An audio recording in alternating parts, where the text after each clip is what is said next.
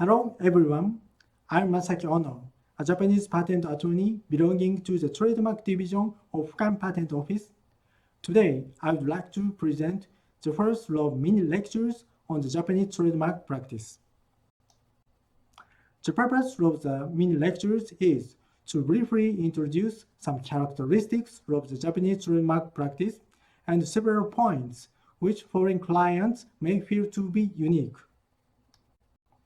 This mini lecture series will consist of 3 lectures. The first is distinctiveness of marks. Later, I will present the second, similarity of marks, and the third, similarity of goods services. Now, let's begin with the first lecture. In this lecture, I will simply explain 3 points about the examination of distinctiveness of marks by the Japan Patent Office, the JPO. The first point is less strict examination. In general, the examination of distinctiveness of marks is less strict compared to foreign countries. This is my personal impression based on my approximately 20-year experience as a practitioner, but I believe most Japanese practitioners would agree. In particular, it is not rare that a mark is held to be distinctive in Japan, while it is held to be indistinctive in foreign countries. The second point is meaning and use, non-use. There are 2 important issues.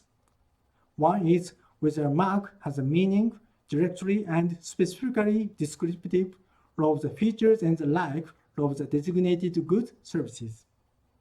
And the other is whether the mark is commonly used as an indicator of such features and the like in actual trade.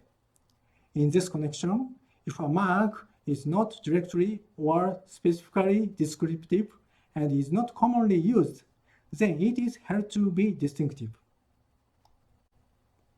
As to the meaning of a mark, the JPO often uses the wording, a kind of coined word having no particular meaning, and tends to hold that a mark is a kind of coined word and is not commonly used, and therefore it is distinctive. Here are some examples. AI manual for computer programs, etc. Shaft model for motors, etc. And lunch dress for clothing for women, etc. According to the JPO, each of these marks is a kind of coined word with no particular meaning and thus distinctive. The third point is recognition of Japanese consumers. Distinctiveness of marks is examined based on Japanese consumers' recognition. Accordingly, foreign words and foreign geographical names unfamiliar to Japanese consumers can be held to be distinctive. Please see these examples. Bon goût, meaning good taste in French. Palmholz, meaning palm wood in German.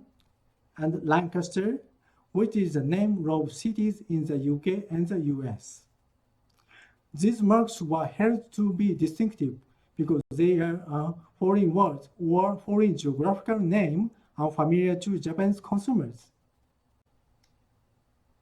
I recommend taking these 3 points into account when considering trademark strategies in Japan. Thank you so much for your kind attention. Please contact me anytime if you have any questions or I can be of assistance.